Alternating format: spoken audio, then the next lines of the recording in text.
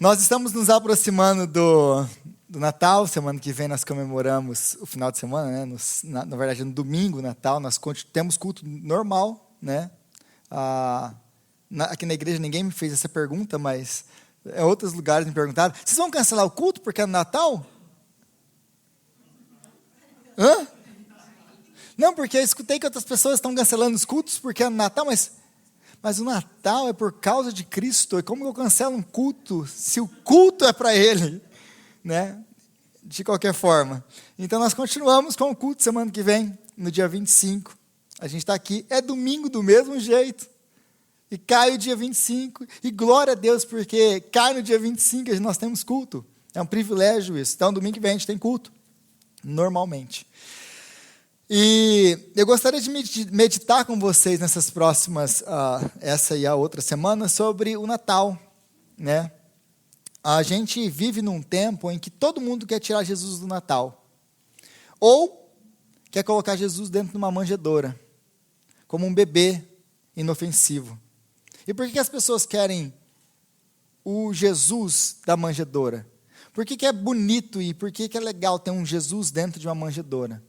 Porque Jesus dentro de uma manjedoura é um bebê inofensivo, é um bebê que eu não preciso obedecer, que não faz nada comigo. É só um bebê que eu posso admirar, e como todos nós gostamos, é um bebê.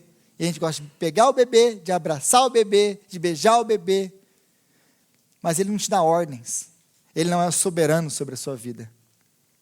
É por isso que a nossa manjedoura está vazia, a cruz está vazia, mas o trono está ocupado. Porque Ele é o Senhor. E o Natal, acima de tudo, não é sobre você e a sua família maravilhosa.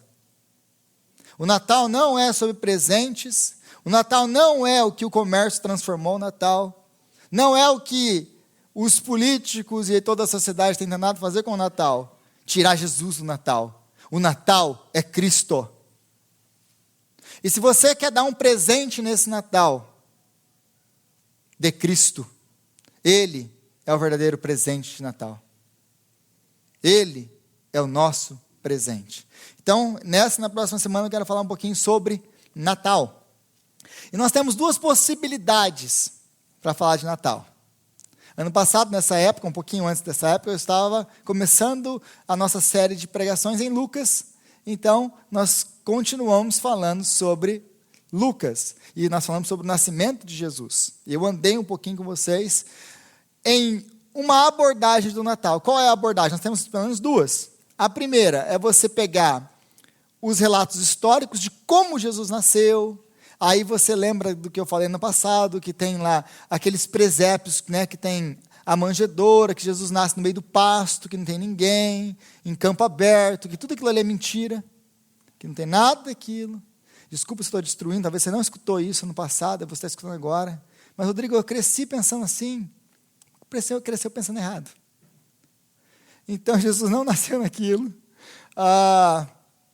Então, nós temos essa abordagem, a abordagem de que pegar o evento histórico e explicar o que aconteceu, como foi, como Jesus nasceu, e toda aquela parte histórica, que é o que os nossos evangelistas Mateus, Marcos e Lucas fazem. Mas nós temos uma segunda opção, que é abordar o Natal, o nascimento de Jesus, e entendermos, ou de uma forma, com uma ótica teológica, com as suas implicações teológicas. E é isso que a gente vai fazer nessas próximas 2 semanas. Então, convido você a abrir a sua Bíblia comigo em João, capítulo 1. Porque João, diferente de Lucas, ele quer nos falar das implicações teológicas do Natal, do nascimento de Jesus Cristo. Então, João, capítulo 1. A gente vai ler o que os teólogos chamam de o prólogo de João.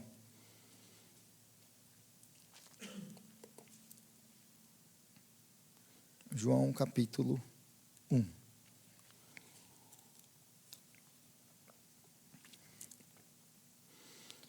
E nessa primeira parte, nesse prólogo, nessa introdução do Evangelho de João, nós poderíamos ficar aqui 6 meses só nisso aqui. Tal a profundidade desse texto. Porque João aqui, nesses primeiros versículos, ele vai introduzir todo o tema, de tudo aquilo que ele vai tratar no seu evangelho aqui, nesses poucos primeiros versículos. Então, está condensado aqui todo o processo que João agora vai depois abrir para nós, vai desempacotar para nós. Então, está carregado de uma terminologia teológica por trás de cada palavra que nós vamos ler aqui agora. E talvez um dos textos mais conhecidos dentro do cristianismo também. João capítulo 1, versículo 1, diz assim a palavra de Deus: no princípio era aquele que é a palavra. Ele estava com Deus e era Deus. Ele estava com Deus no princípio. Todas as coisas foram feitas por intermédio dele. Sem ele, nada do que existe teria sido feito. Nele estava a vida, e esta era a luz dos homens. A luz brilha nas trevas, e as trevas não a derrotam. Surgiu um homem enviado por Deus, chamado João. Ele veio como testemunha para testificar acerca da luz, a fim de que, por meio dele, todos os homens crescem.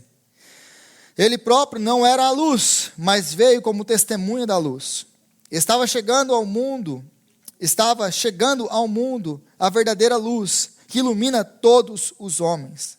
Aquele que é a palavra estava no mundo, e o mundo foi feito por intermédio dele, mas o mundo não o reconheceu. Veio para o que era seu, mas os seus não o receberam.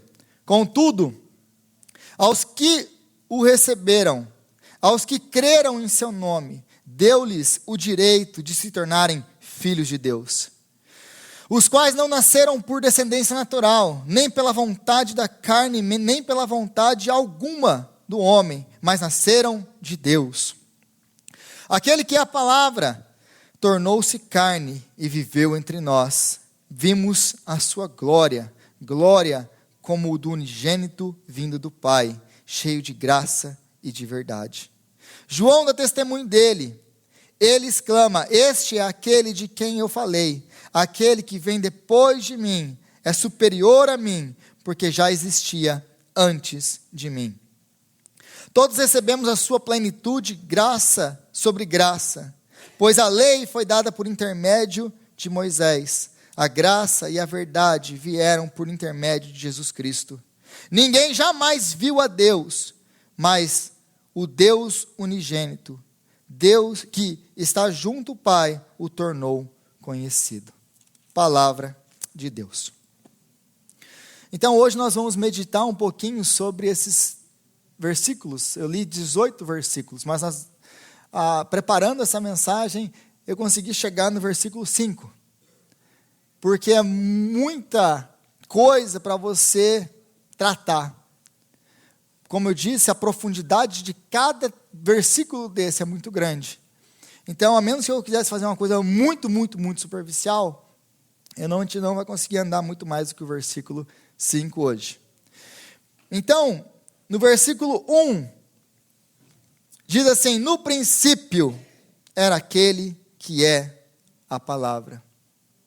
E uma coisa que João quer ter certeza de que você não perca aqui, é ao que ele está se referindo. João está se referindo a Gênesis capítulo 1, versículo 1. No princípio. No princípio. Então, ele está nos remetendo de volta à origem, ao início de tudo. Porque assim como Deus criou todas as coisas no princípio, o Gênesis vai nos mostrar como Deus cria todas as coisas. Agora o Evangelho de João, e aliás todo o Novo Testamento, vai nos mostrar uma coisa: como Deus recria a sua criação. Como Ele vai nos transformar. E por que nós precisamos de transformação? Porque nós não passamos do 3º capítulo de Gênesis. Porque no capítulo 1 e 2 vai nos relatar ali a trajetória de Deus criando o mundo, o universo, os seres humanos, toda a criação. Nós chegamos no capítulo 3, com o homem. E Deus dá a ordem para ele, você não come. E o que o homem faz? Desobedece a Deus. Ali então nós temos o relato da queda. Tudo o que vem depois na Bíblia é o plano de Deus sendo desenrolado. Para quê? Para chegar no ápice do plano de Deus, que é Cristo. Então, em Gênesis, o tema de Gênesis é a criação do universo. A criação de todas as coisas. Agora, em João, o tema é a recriação. Está criando novamente, ele está refazendo, ele está restaurando, trazendo de volta para ele. Esse é o tema, a nova criação ou restauração em Cristo. Então, Deus criou e Deus disse, lá em Gênesis capítulo 1, 3, Deus disse, haja luz e houve.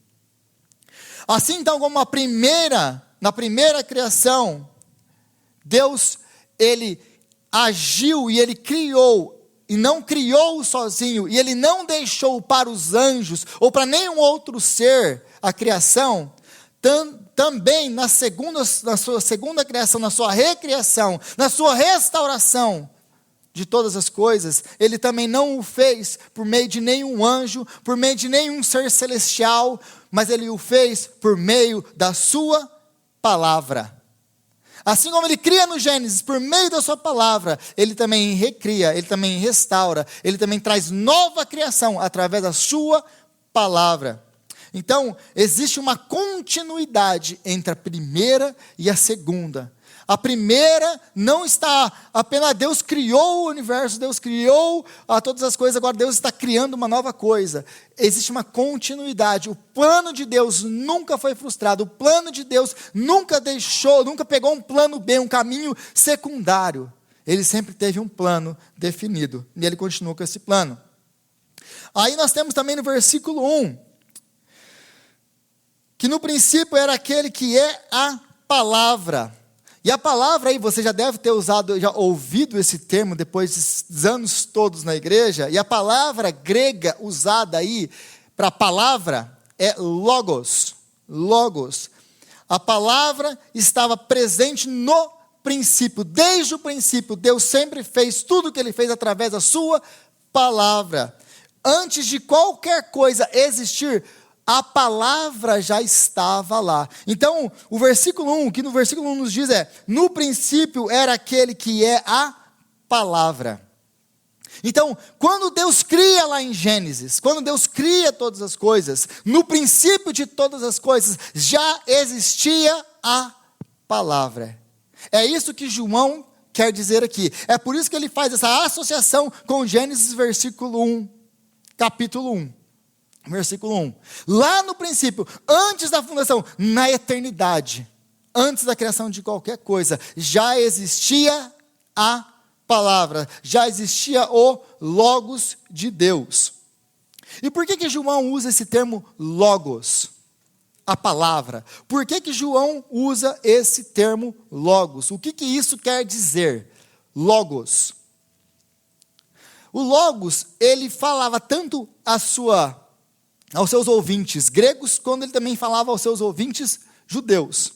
O que é o logos? Ou o que é a palavra para os gregos? Como que os gregos entendiam a palavra logos? Quando eles escutavam logos, o que era o logos para os gregos? O logos, dentro da filosofia, do entendimento grego, era uma razão, a razão pela qual todo o universo foi criado.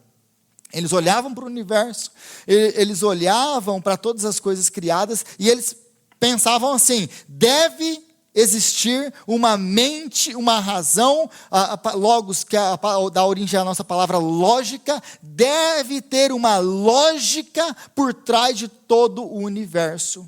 Uma força que controla todo o universo, uma força criadora de todo o universo. A isso os gregos chamavam de logos. Logos. Então, em resumo, é uma força criadora, a razão de tudo, a lógica de tudo. Contudo,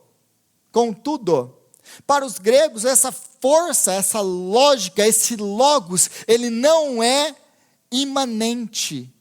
Ele é transcendente. O que é isso, Rodrigo? Imanente e transcendente. Ele não se envolve com a sua criação. Ele está transcendente, ele está além da sua criação e não se envolve com ela. Ele é uma força impessoal, que organiza tudo, que controla tudo, mas ele não é uma força no sentido sentimental da coisa, que controla as coisas por amor.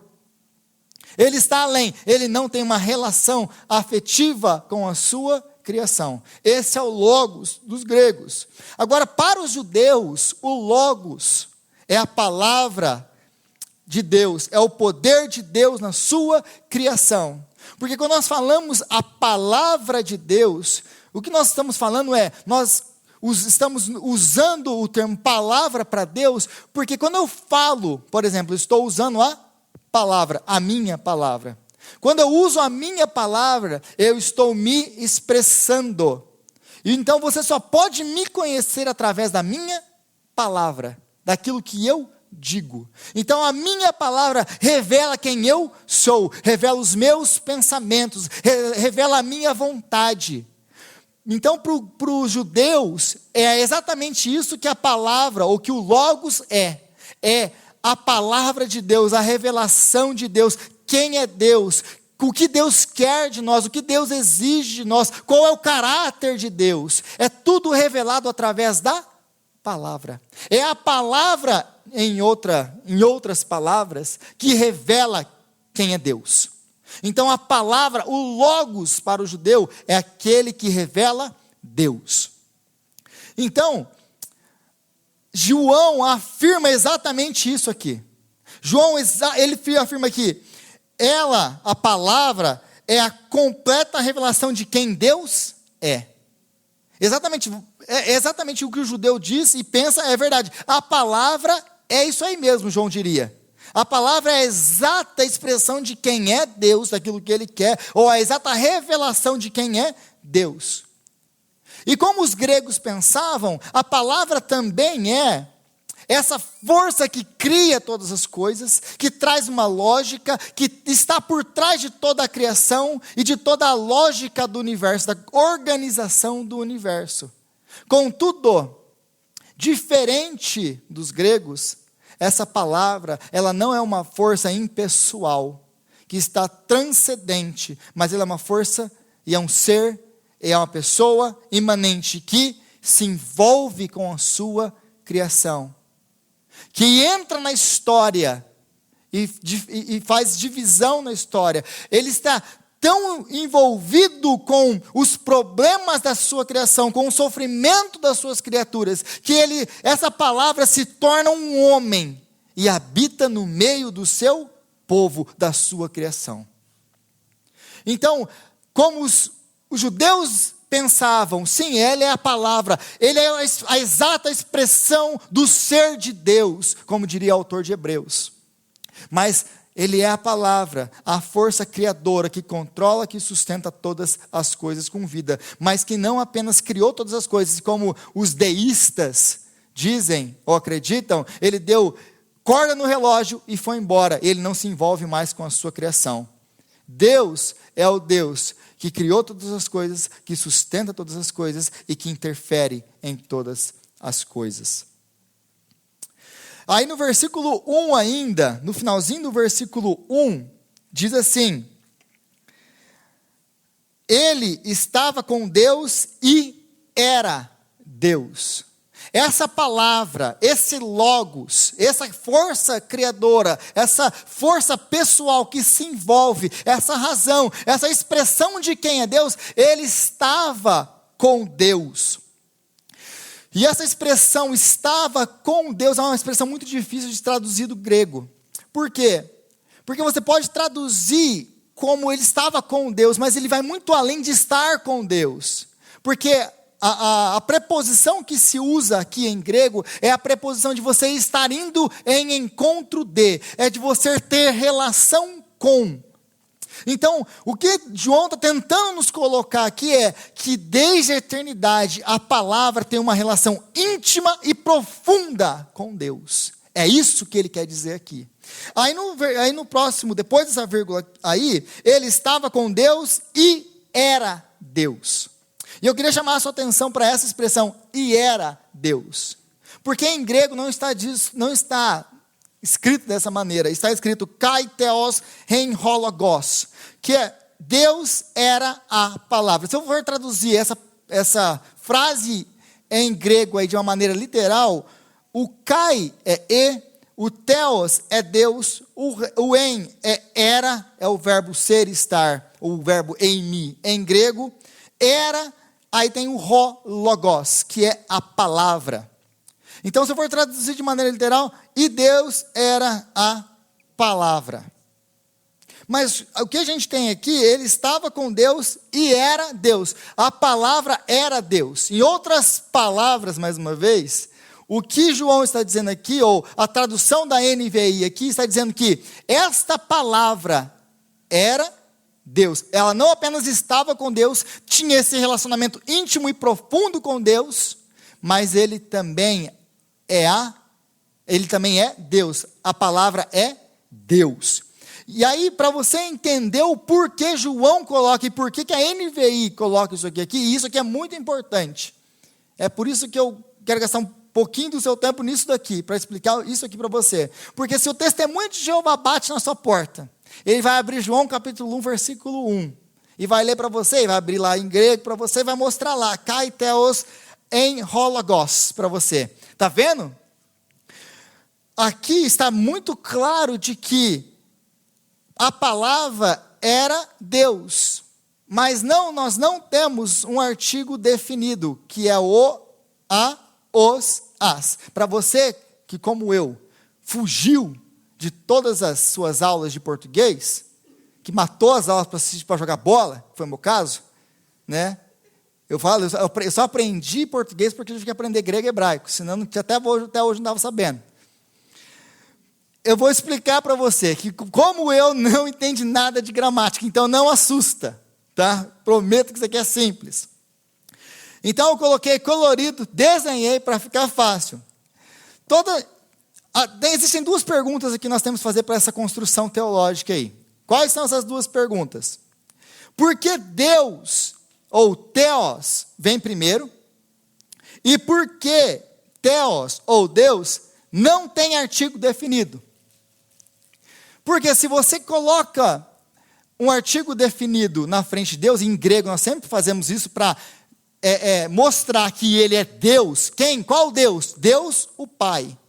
Então se eu falo, o Deus, eu tenho um ponto de referência. Eu tenho alguém específico, um Deus em específico em mente. Se eu falo um Deus, qualquer Deus, não tem o artigo definido, então é qualquer Deus. Entende essa diferença? Aliás, gente, se você quer fazer dentro do cristianismo amizade com todas as outras religiões do mundo, é só a gente mudar um artigo. É só a gente tirar Jesus é o único Salvador para Jesus é um Salvador. Porque o grande problema de todas as outras religiões para conosco é essa, que Jesus é o caminho, a verdade e a vida. E ninguém vem ao Pai a não ser por Ele. Essa é a verdade absoluta da palavra de Deus. Então, se nós queremos fazer amizade com todas as outras religiões, nos abraçarmos todos e adotarmos o ecumenismo, é só a gente trocar esse artigo. A gente só tirar esse artigo definido e assumir um artigo indefinido. Jesus não é o Salvador, Ele é um Salvador.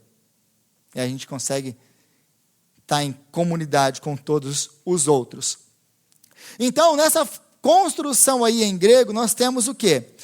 Em português, quando nós temos dois sujeitos, ou nós temos dois nominativos, nós chamamos assim, dois nominativos, nós temos, nesse caso aqui, a palavra, depois nós temos um verbo de ligação, que é o verbo ser, estar, era Deus. Toda vez que você tem um verbo de ligação, você tem outra palavra que vai qualificar o nominativo, ou o sujeito. Para você que, mais uma vez, pulou suas aulas de português. Nós temos o sujeito, que é a pessoa que está fazendo a ação, o verbo, e depois, nesse caso, se é um verbo de ligação, ele tem que ter alguma coisa para complementar o sujeito, para falar de quem é o sujeito. Então, aqui, que é o predicado nominativo, exatamente. Então, nós temos dois basicamente sujeitos, posso colocar dessa maneira, dois sujeitos. Mas ele não é o sujeito, ele não está fazendo a ação do verbo, ele está dando uma qualidade para o verbo. Ele está dizendo, para o verbo não, para o sujeito do verbo. Ele está falando alguma coisa sobre ele. Em português, como que nós fazemos isso? Como nós sabemos qual é o sujeito da frase? O sujeito vem antes do verbo. O sujeito vem antes do verbo. O Rodrigo jogou a bola. O Rodrigo jogou a bola. O Rodrigo vem antes. Então eu sei que o Rodrigo é o sujeito. Beleza até aqui? Mas se você olhar essa frase em grego, e o grego não é assim. O grego, um dos problemas de aprender grego é esse. O grego, ele não usa uma forma sistemática e certa de colocação de palavras. Porque ele trabalha com casos, ele coloca às vezes o sujeito no final da frase.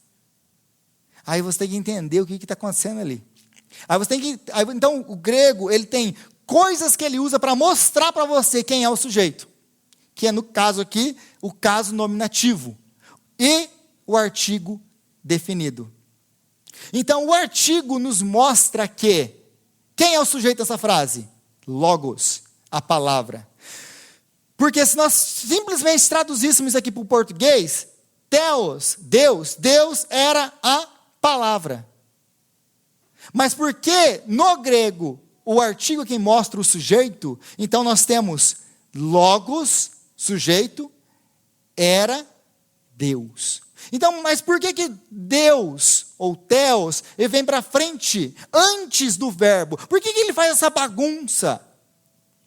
Por causa de uma coisa, para dar ênfase, para mostrar a qualidade do sujeito. Ele poderia escrever, normalmente, hologos, ren, theos, ele podia fazer isso. Mas ele inverte isso aqui para fazer uma coisa, que no grego se faz muito, para dar ênfase em quem é a palavra. A palavra é Deus, mas qual Deus? O Deus, o Pai, o Deus criador de todas as coisas.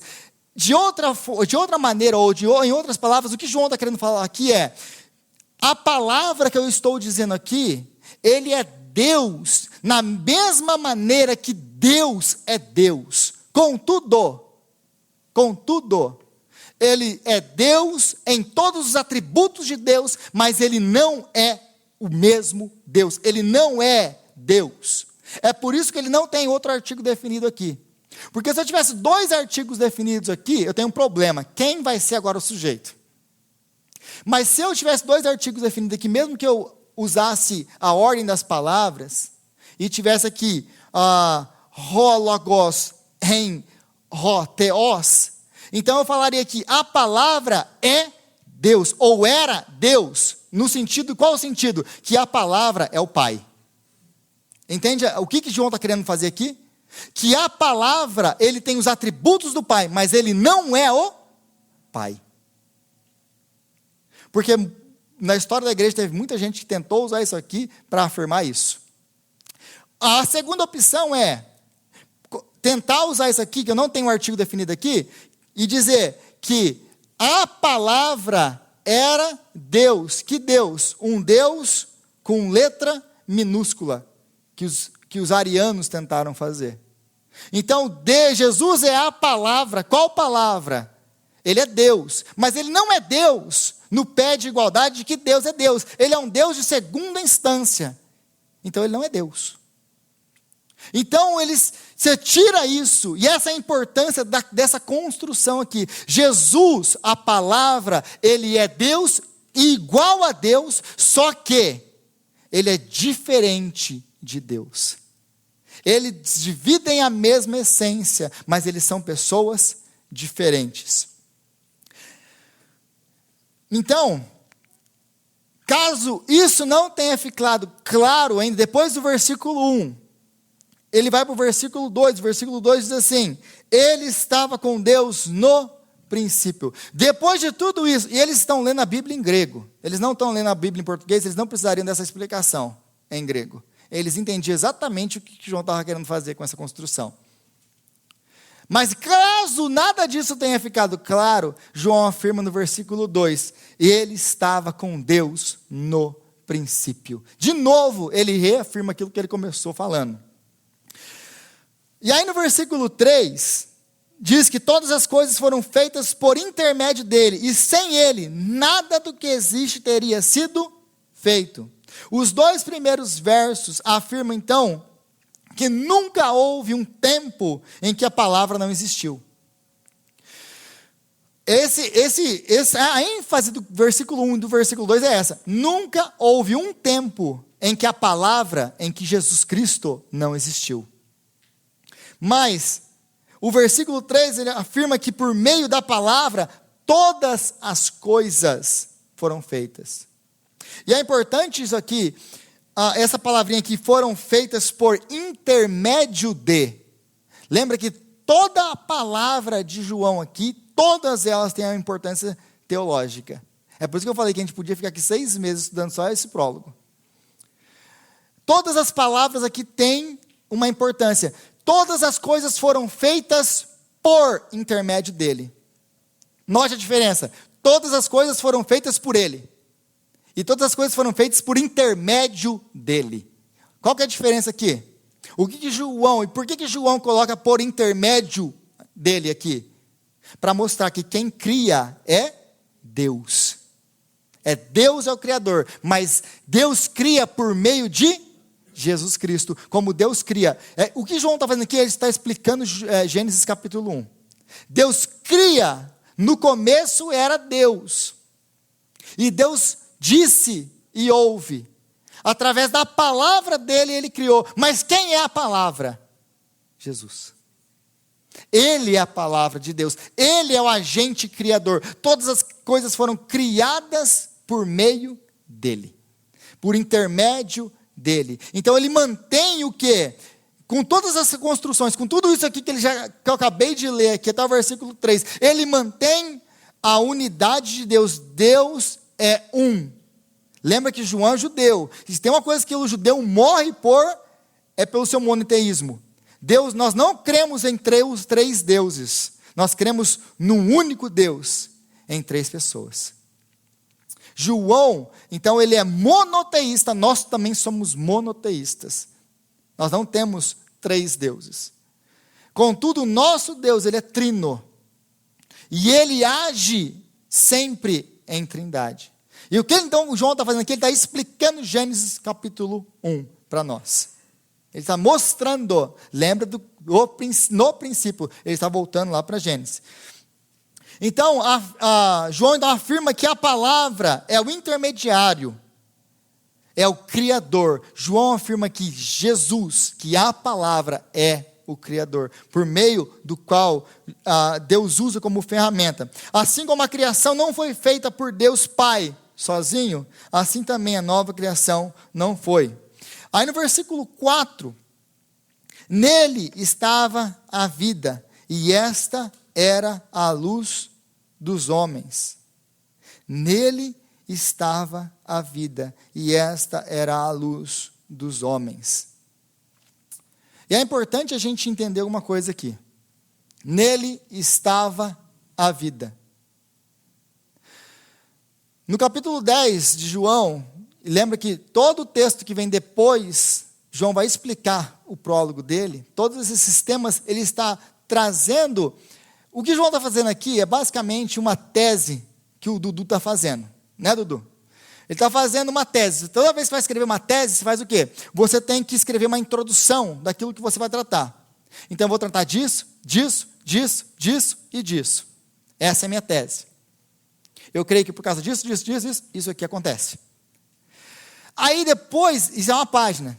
As próximas 100, 150 páginas que você vai escrever, você vai explicar aquela página que você está escrevendo. É basicamente isso que João está fazendo aqui no prólogo dele, na introdução ao evangelho dele. Ele está dando a sua tese, falando e explicando quem é Jesus, e a partir disso, ele vai começar a construir, ele vai começar a nos ensinar, e vai explicar de uma maneira mais profunda, e usando exemplos, como Jesus demonstrou tudo isso aqui. Aí, então, ele fala que nele estava a vida. Aí, lá no capítulo 10, Jesus fala, eu tenho vida, e eu tenho o poder para dá-la e tomá-la de volta.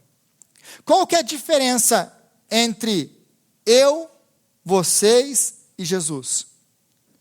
Que tudo o que existe, existe em Jesus. Ele não é apenas o Criador, ele é o sustentador de todas as coisas. E por que é importante, teologicamente, você afirmar que Jesus tem vida em si mesmo? Porque quem, senão Cristo, pode morrer por você? Porque lembra de Gênesis, voltando agora para Gênesis capítulo 3. Nós pecamos contra Deus, nós caímos, nós necessitamos da graça, do perdão, mas existe uma dívida sobre nós que precisa ser paga. Deus não pode apenas pegar o nosso pecado, empurrar debaixo do tapete e fingir que nada aconteceu e nos chamar todos para o céu. Aliás, gente, o que aconteceria com o céu se Deus pegasse todo mundo aqui, deixasse a gente do jeito que a gente está e convidasse todo mundo para o céu? O que aconteceria com o céu? No que o céu se tornaria? No inferno. Está vendo que você não precisa ser um teólogo para chegar nessa conclusão? Então é por isso que nós, antes de entrarmos no céu, precisamos ser transformados por Jesus. É por isso que existe o processo de santificação. Nós somos salvos e perdoados do nosso pecado. Nós não adicionamos a nossa salvação pelas nossas obras. É tudo graça. Mas uma vez que nós somos salvos, Deus vai nos transformar à imagem do seu Filho. Esse é o propósito de Deus na sua vida. Porque às vezes você pensa que o propósito de Deus na sua vida é você ficar rico. Mas não é. Sherlon, não é. E não adianta você olhar para mim com essa cara. O propósito de Deus é nos transformar à imagem de Jesus. Por que nós precisamos ser transformados à imagem de Jesus? Porque senão você não pode habitar no céu. Nós precisamos ser transformados. Então, existe uma dívida de vida a ser paga, porque a alma que pecar, essa também morrerá. Então, todos nós pecamos.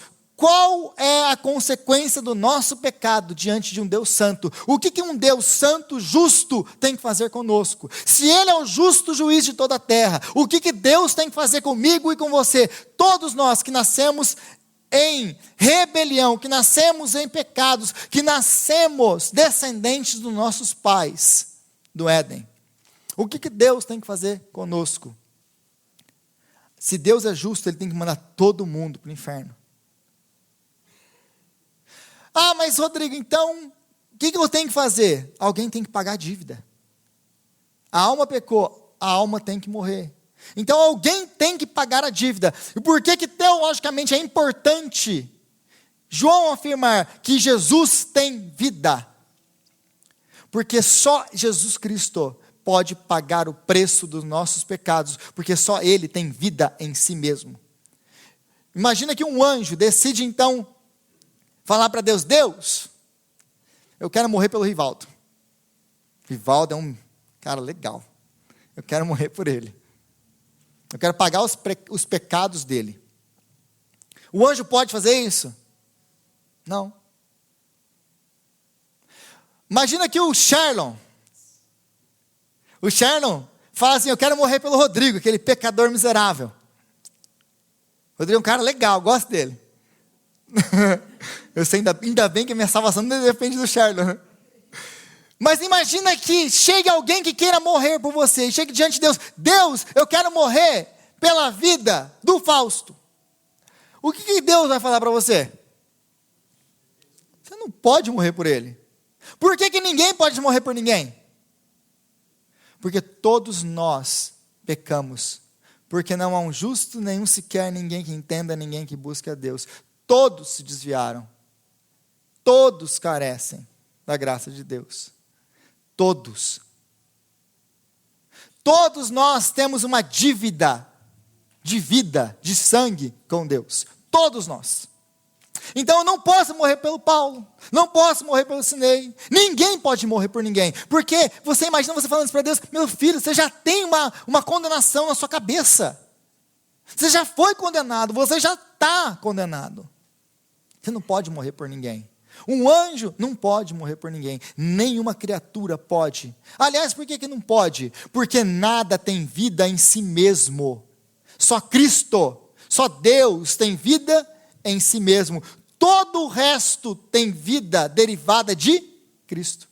Então, só Deus, só Jesus, só o Espírito Santo, só eles vivem, nós subexistimos, só eles existem, nós subexistimos, porque a nossa existência depende dele, a nossa existência depende completamente dele. Então é por isso que é importante para João afirmar, ele tem vida.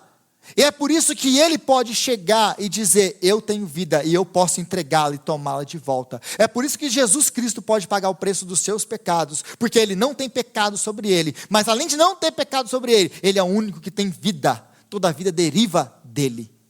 Só ele pode pagar pecados. Só Jesus pode então entregar a sua vida por nós. Jesus veio para dar a sua vida, para nos dar vida em abundância, como diz João 10:10. Jesus morreu para que nós tivéssemos vida. João 3:16.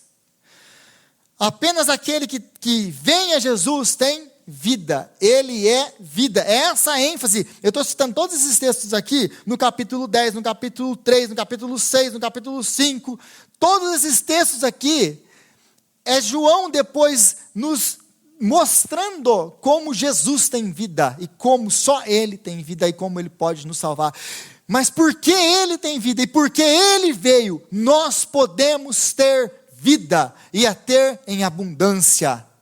Esse é o tema, essa é a mensagem, porque Ele veio, porque Ele encarnou, porque a palavra que era Deus, que estava com Deus, que é a vida, que é a luz, se tornou homem, nós podemos ter vida nele. Essa é a mensagem, e esta é a luz dos homens. Aí lá, em Gênesis capítulo 1, de novo, a criação da luz é o início da vida, e Deus disse, haja luz, versículo 3, e ali então, começa-se a vida começa a partir da luz, a nossa vida começa a partir da vida e da luz. Qual vida? Qual luz? A de Cristo, quando Ele vem para nos iluminar a todos nós, para nos tirar da escuridão que nós estávamos. Aí no versículo 5 diz assim, a luz brilha nas trevas e as trevas não a derrotam. A luz brilha nas trevas e as trevas não a derrotam. No capítulo 12, versículo 46, João diz, eu vim como luz para o mundo, a fim de que todo aquele que crê em mim não permaneça nas trevas. Jesus veio trazendo luz no meio das trevas. Por que no meio das trevas? Lembra que lá no Gênesis, a terra era sem forma e vazia. Depois vai falar da escuridão, e Deus faz distinção, faz separação entre a luz e a escuridão. E aí agora ele volta, Jesus vem, e ele encontra a terra em que estado? Em trevas, em caos. Por causa do quê? Mais uma vez, Gênesis capítulo 3, por causa do nosso pecado, da nossa rebelião. Nós andávamos, todos nós, em trevas. Mas então um dia, Deus enviou a luz, para que todo aquele que crê na luz, todo aquele que crê nele, ande na luz, saia das trevas. É o começo da vida. é o começo da vida. Então, para finalizar, o que é Natal? Eu podia tirar várias lições sobre o que é Natal. O que é Natal? Natal, como nós finalizamos aqui no versículo 5, Natal é a festa da luz. Natal é a festa da vida. É a celebração que a luz invadiu as trevas para iluminar aqueles que nela estavam. A luz veio para nos tirar da escuridão.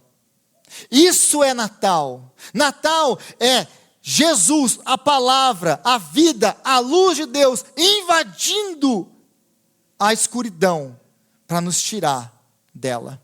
Para que nós não andássemos mais na escuridão. Natal é a manifestação de Deus em Jesus. Ele é o Emanuel, o Deus conosco. Porque se você virar a sua página aí, você vai ver, versículo 14, aquele que é a palavra tornou-se carne e viveu entre nós. Vimos a sua glória, glória como a do unigênito vindo do Pai, cheio de graça e de verdade. O Verbo se fez carne e habitou no meio de nós. Natal é a celebração de que o Deus Todo-Poderoso, o Deus Criador dos céus e da terra, o Deus eterno, se tornou homem.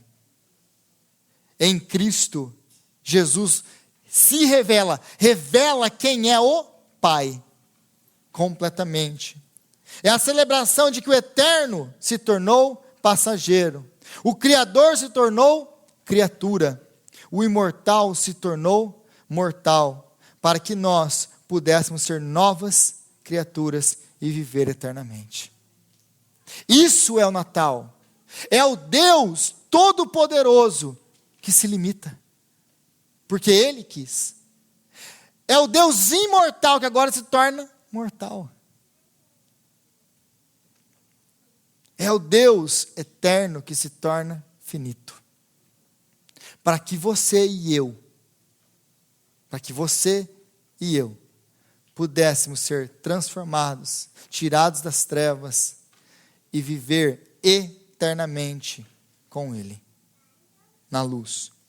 Natal é a celebração de que o Deus Todo-Poderoso, Eterno, Criador e Sustentador de todas as coisas, nos ama tanto que veio até nós, porque nunca poderíamos ir até Ele. Natal é a celebração de que Deus veio ao nosso encontro. Nós não podemos e nós nunca poderíamos ir até Ele. Natal é a celebração do Emanuel, o Deus presente, o Deus que está conosco. Natal é sobre aquele que é a vida e luz. Isso é Natal. Natal é sobre Jesus, aquele que traz luz para o meio das trevas. Natal é sobre Cristo. Natal é Ele. Ele é o Natal. Amém? Senhor, nós te louvamos, ó Pai, pela sua palavra. E louvamos a Deus pela revelação do Senhor através da sua palavra, que é Cristo. Obrigado, Senhor, porque o que nós comemoramos no Natal, Pai, é a celebração do Deus Todo-Poderoso, o Deus Criador e Sustentador de todas as coisas, que invade o nosso mundo, trazendo luz, trazendo vida, trazendo transformação, trazendo reconciliação. Nós te louvamos e nós te agradecemos, Senhor, porque um dia o Senhor nos enviou a palavra, porque um dia o Senhor nos enviou a Cristo. Obrigado, Senhor. Obrigado pelo Natal. Obrigado pelo dom do Senhor Jesus Cristo. Nós te agradecemos, Senhor. Nós te louvamos. No nome forte do nosso Senhor Jesus Cristo nós oramos. Amém.